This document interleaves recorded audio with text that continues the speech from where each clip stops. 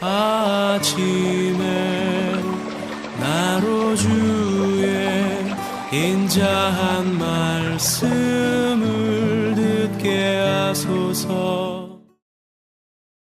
행복한 교회 성도 여러분 안녕하십니까? 강창원 부목사입니다. 10월 25일 토요일입니다. 하나님의 은혜와 평안이 성도님들의 심령과 삶 가운데 함께 하시기를 소망합니다. 하나님의 말씀을 보도록 하겠습니다. 스가랴 10장 1절부터 12절까지의 말씀을 봉독해 드립니다. 봄비가 올 때에 여호와 곧 구름을 알게 하시는 여호와께 비를 구하라. 우리에게 소낙비를 내려서 밭의 채소를 각 사람에게 주시리라.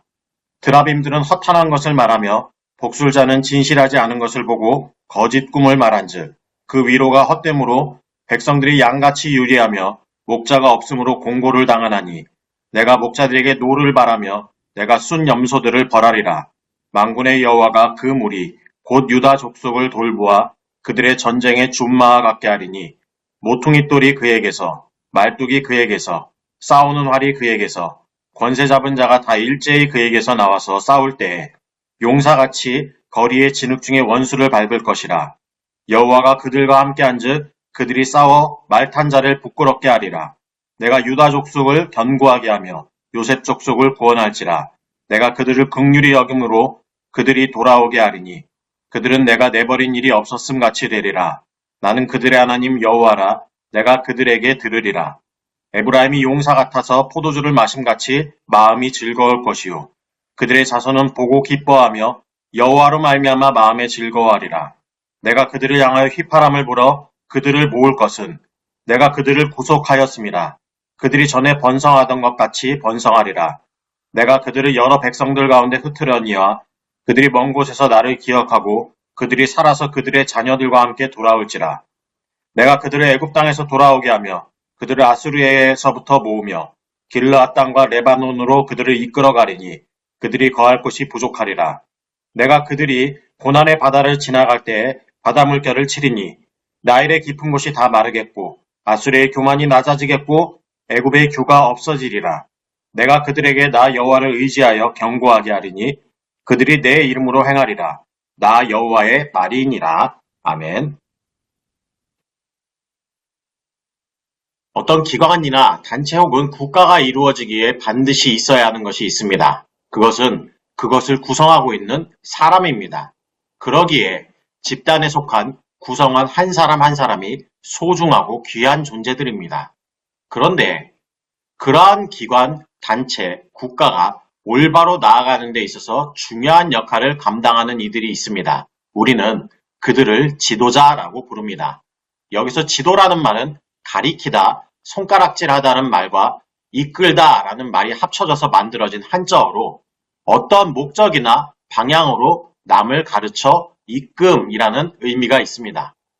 이 말을 통해 우리는 지도자의 중요성을 다시 한번 생각해 볼 수 있습니다. 즉, 지도자의 바른 처신과 지도력은 단체나 국가의 안정과 번영을 가져다 줄 수 있지만 반대로 지도자의 부패와 무능은 집단의 쇠퇴 혹은 파멸로 이어질 수도 있습니다. 우리가 어제 말씀을 나눈 9장 9절부터 17절까지의 말씀은 겸손한 왕으로 이 땅에 오셔서 공의와 구원을 베푸신 메시아의 강림과 그분의 강림을 통해 그의 백성들에게 주어질 놀라운 승리와 영광에 관한 내용을 담고 있었습니다. 이어지는 오늘 말씀은 하나님께서 거짓 목자들과 우상을 벌하시고 유다 지파를 통해 그의 백성에게 구원을 베푸시며 선민을 소집하고 인도하실 것에 관해 이야기하고 있습니다. 본문 1절은 하나님의 백성으로 하여금 창조주이시며 절대 주권자이신 하나님께 비를 구하라는 촉구로 시작합니다. 올해 강릉 지역에 발생했던 극심한 가뭄을 보면서 비가 우리 생활에 얼마나 중요한 것인지 다시 한번 느꼈는데 하물며 제대로 된 관계시설이 없는 고대 세계에서 비가 얼마나 중요했을지는 여러 말 할 필요도 없을 것입니다.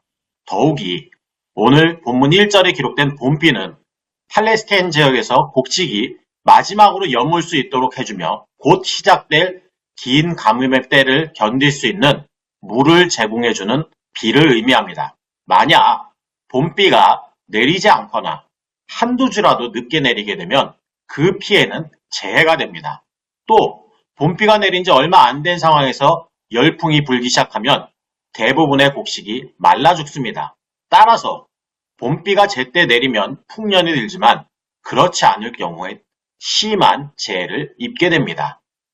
스가랴 선지자는 여호와 하나님께서 비를 내려주실 수 있는 유일한 분이므로 하나님께 구해야 한다라고 이야기했습니다.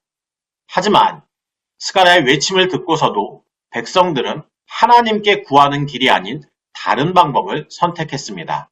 그들은 우상인 드라빔을 통해 신의 뜻을 찾고자 했습니다.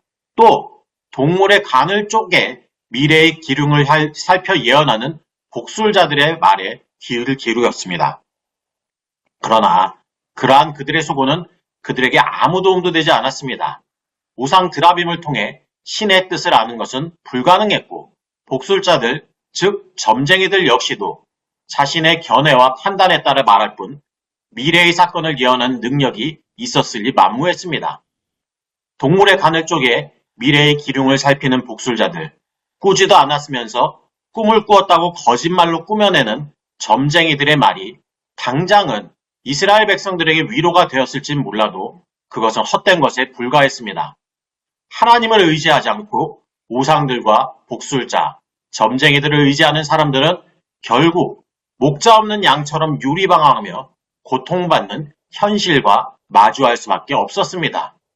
그들 스스로는 결코 바른 길을 알 수 없으므로 발을 내디딜 때마다 점점 더 하나님과 멀어지는 그릇된 길로 갈 수밖에 없게 된 것입니다.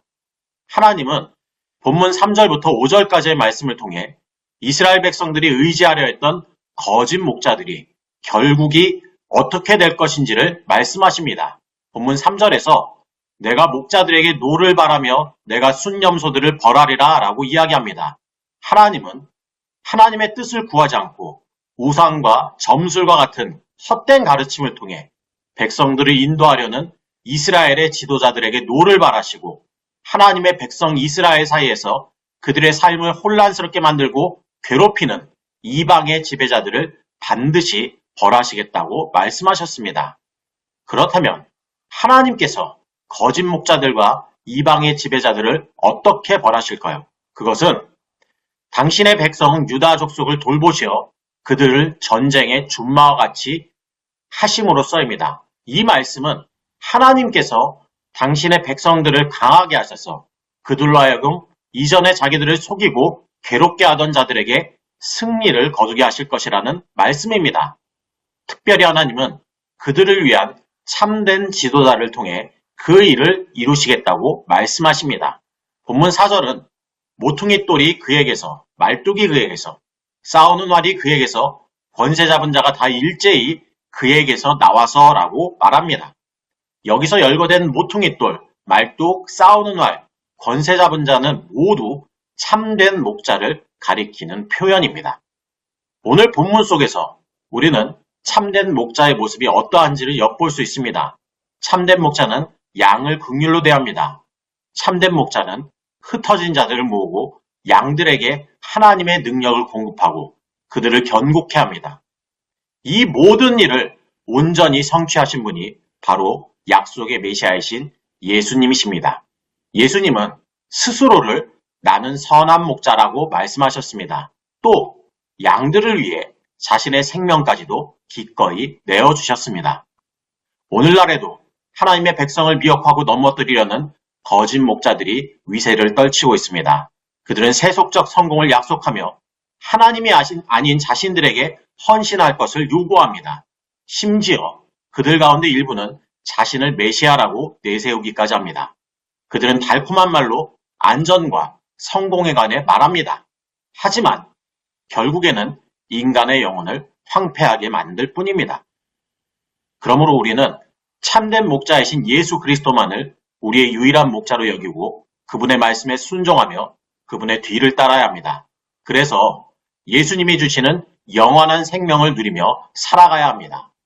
그것과 함께 우리는 하나님께서 우리를 작은 목자로 세우셨음을 기억해야 합니다.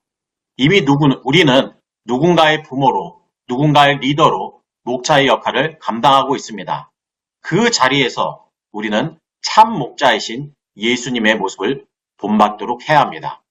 내 이익을 내세우고 내 이익을 위해 사람을 이용하는 것이 아니라 하나님께서 우리에게 맡기신 이들을 바로 세우고 그들을 위해 희생할 수 있는 목자가 될 수 있어야 합니다.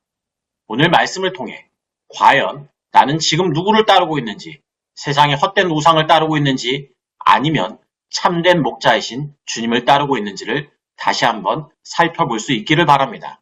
또 작은 목자의 자리에 있는 나는 어떤 목자의 모습을 보이고 있는지를 살펴보실 수 있기를 바랍니다. 하나님의 이름과 하나님의 신실하심에 우리 믿음의 뿌리를 깊이 내리고 참 목자이신 예수님의 인도하심에 순종하는 삶을 사는 복된 하나님의 사람들 되시기를 바라겠습니다. 기도하시겠습니다. 사랑의 하나님 아버지, 오늘 말씀을 통해 지금 우리가 누구를 따르고 있고 누구를 따라야 할 것인지를 다시금 돌아보게 하시니 감사합니다. 세속적 성공을 약속하며 하나님이 아닌 자신들을 따르라는 거짓 목자들이 판을 치는 세상 속에 있다는 사실을 기억하고 그들을 멀리하고 경계하게 하여 주옵소서. 우리의 유일한 도움이시요 참 목자이신 주님만을 의지하고 따르는 참된 믿음의 사람 되게 하여 주옵소서. 또한 우리를 작은 목자로 세우신 자리에서 예수님의 모습을 본받게 하여 주옵소서. 나만의 이익을 위해 타인을 이용하는 것이 아니라 목자로서의 사명과 책임감을 가지고 하나님께서 맡기신 이들을 섬기며 그들을 바르게 세우게 하여 주옵소서. 그래서 주님께 칭찬받는 믿음의 사람 되게 하여 주옵소서. 한 주 일상을 마무리하는 토요일입니다. 변화없는 사랑으로 우리를 지키시고 우리 삶의 걸음을 인도하신 하나님의 은혜에 감사하는 하루 되게 하여 주옵소서. 특별히 내일의 예배를 기대하며 준비하는 복된 하루 되게 하여 주옵소서. 감사드리며 예수님의 이름으로 기도드립니다. 아멘.